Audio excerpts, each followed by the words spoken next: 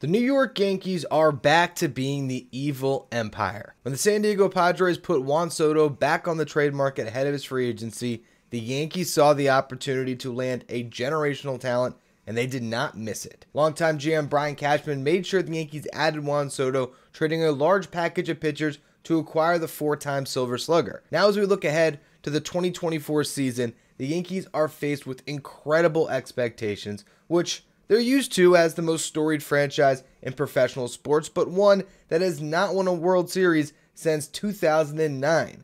Just like it always was under the late great George Steinbrenner, it is once again World Series or bust for the New York Yankees.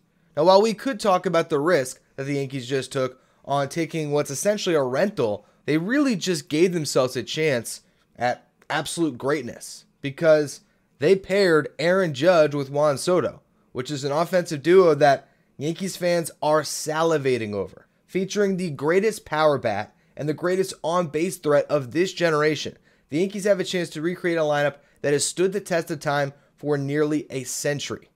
The hope here for the Yankees is that they just recreated the Murderer's Row from all the way back in 1927. Now, the phrase Murderer's Row is thrown around for lineups a lot nowadays. Anytime you have a great collection of hitters, hey, it's a Murderer's Row. If you want to know the origin, it does go back to the New York Yankees when Babe Ruth was at his heyday in 1927. This was the year that Ruth hit 60 home runs, setting a record that would stand until Roger Maris broke it in 1961.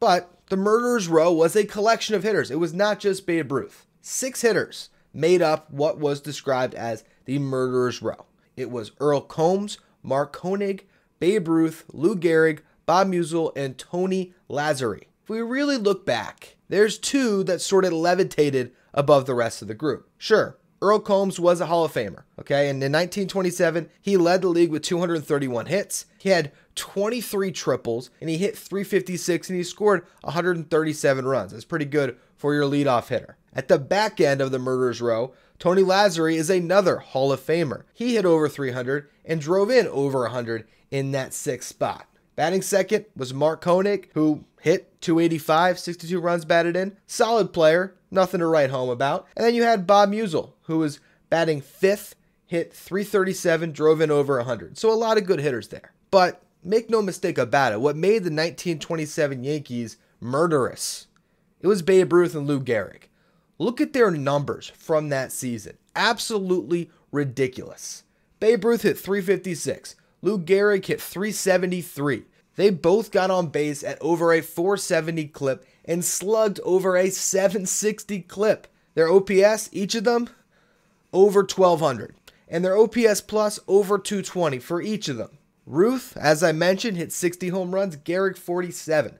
That is a combined 107 home runs and 337 runs driven in by Babe Ruth and Lou Gehrig in 1927. Now, I'm not expecting Juan Soto and Aaron Judge to put up those numbers. But when you look back at what made the Murderer's Row, it was 2. 2 incredible hitters in the 3 and 4 hole of that lineup.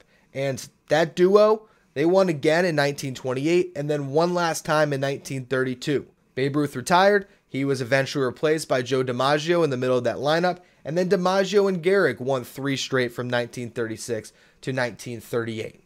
DiMaggio won again in 1939 after Gehrig retired. All of this is to say the start of any good Murderer's Row is 2 unbelievable hitters.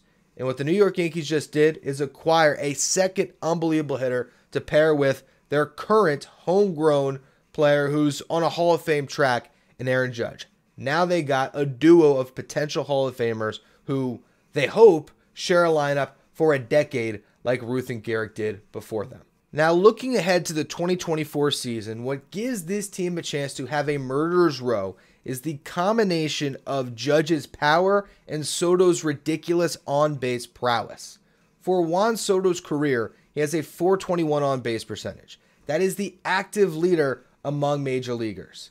When it comes to Aaron Judge, his career slugging percentage is .586. That is also the active leader among major leaguers. So you have the best power guy and the best on-base guy.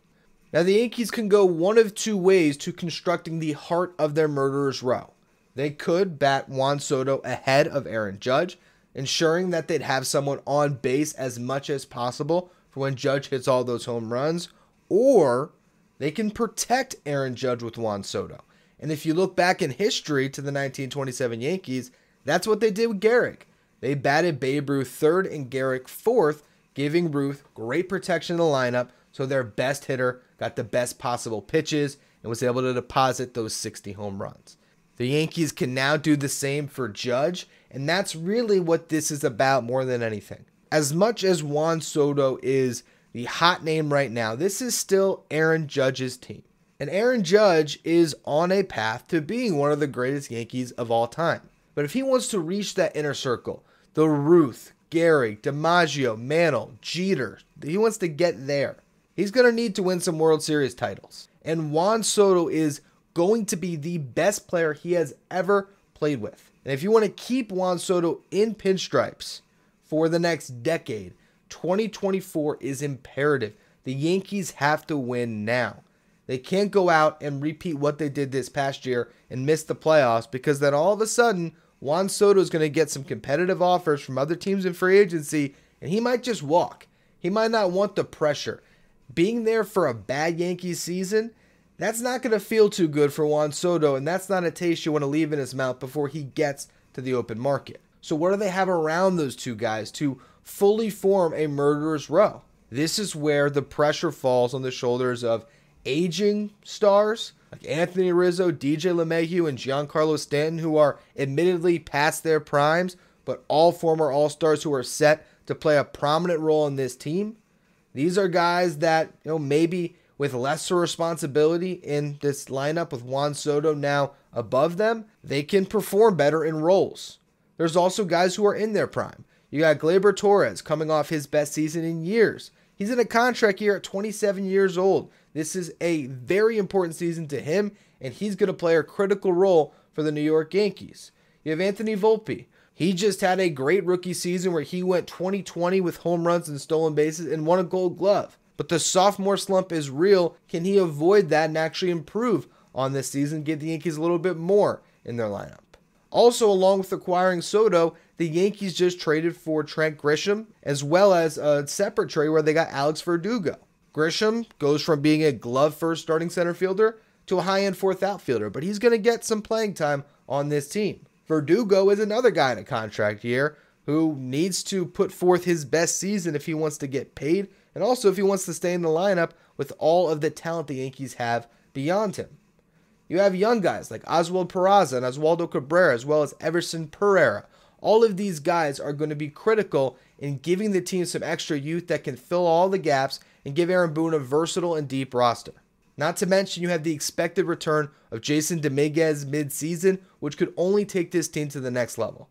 The New York Yankees currently have all they need when it comes to their position players, but they need to add pitching. Still rumored to be in on Yoshinobu Yamamoto, the Yankees might not be done making big swings this offseason as they show themselves as a World Series or bust team. They are all in on this season.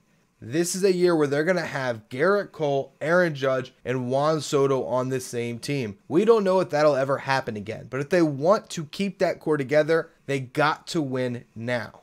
Lou Gehrig and Babe Ruth spent 11 seasons together in the middle of the Yankees lineup, and they won 3 World Series titles. If the Yankees want to see similar success with Aaron Judge and Juan Soto, it all starts with 2024 and then making sure they re-sign Soto next offseason. But right now is not the time to wonder or worry about Soto's future with the Yankees beyond 2024.